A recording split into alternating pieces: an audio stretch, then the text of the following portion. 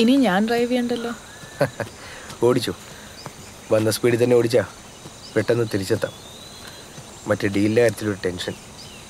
കാട്ടിലെന്താ real estate? ഇവിടുത്തെ കുറച്ച് tribals അവരുടെ സ്ഥലം കൊടുത്ത് ടൗണിലോട്ട് പോകാൻ ഒരു ഇൻട്രസ്റ്റ് കാണിച്ചു.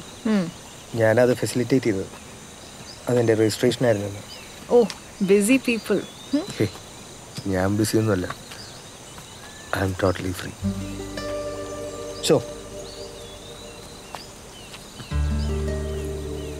ഇനി എന്താ വേണ്ടേ? എനിക്കൊരു 2 മണിക്ക് തിരിച്ചു പോയാൽ മതി. എന്ത് വേണേലും ആവും. പണ്ടൊരിക്കൽ ഞാൻ OLX പോസ്റ്റ് ചെയ്തൊരു റിസോർട്ട് ഓർമ്മയുണ്ടോ? Which one? നിറയെ മരങ്ങളൊക്കെ ഉള്ള, മുന്നിലൊരു പുഴ, പുഴയ്ക്കപ്പുറം കാട്. എപ്പോഴെങ്കിലൊക്കെ അവിടെ വരണമെന്ന് കമൽ എന്നോട് ചാറ്റ് ചെയ്തപ്പോൾ പറഞ്ഞിരുന്നു. ഓ യാ, ഐ റിമെമ്പർ. It's beautiful. നമുക്ക് അങ്ങോട്ട് പോയാലോ? നല്ല ബീഫ് ഫ്രൈ ഒക്കെ വെച്ച് ഒരു ഉഗ്രൻ ഊണി ഞാൻ ഓഫർ ചെയ്യും. ബീഫ് ഇഷ്ടമുള്ള ഫുഡ് എന്നല്ലേ പറഞ്ഞു. എന്താ, എന്തെങ്കിലും പ്രോബ്ലം ഉണ്ടോ? നോ പ്രോബ്ലം, പോവാം. പക്ഷേ 2 മണിക്ക് എന്നെ ബസ് സ്റ്റാൻഡിൽ വിടണം. പിന്നെന്താ, 2 മണിയാവാൻ എൻ്റെ ഒരുപാട് സമയമുണ്ടല്ലോ. വരും.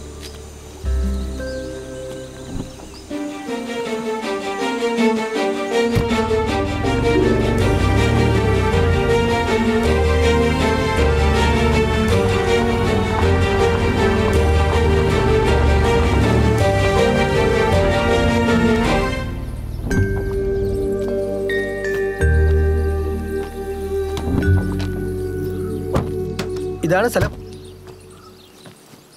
റിസോർട്ടാണെന്ന് പറഞ്ഞിട്ട് ഇവിടെ ആരെയും കാണുന്നില്ലല്ലോ. എൻ്റെ 2 ഫ്രണ്ട്സ് 1 കൊല്ലം മുന്നേ വാങ്ങിച്ചത്. വാങ്ങിച്ചു കഴിഞ്ഞപ്പോൾ ഇത് റീഓപ്പൺ ചെയ്യണോ അതിന് വിൽക്കണോ എന്നുള്ള കൺഫ്യൂഷനിലായി. അതുകൊണ്ട് ഇങ്ങനെ ഇട്ടേക്കുക. ഓ ഓക്കെ. ഇഷ്ടപ്പെട്ടോ? പിന്നെ come, I show you around. ഇതാണ് അഡ്മിനിസ്ട്രേഷൻ ബ്ലോക്ക്.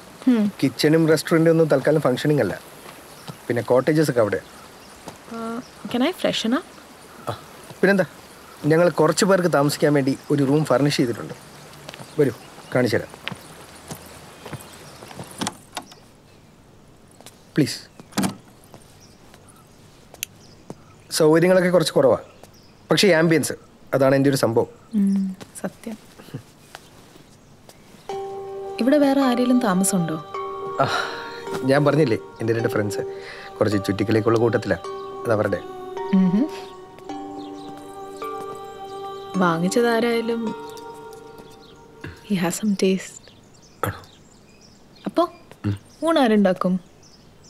ഞാൻ ഉണ്ടാക്കും, ഇപ്പോൾ ഉണ്ടാക്കും. You can count on me.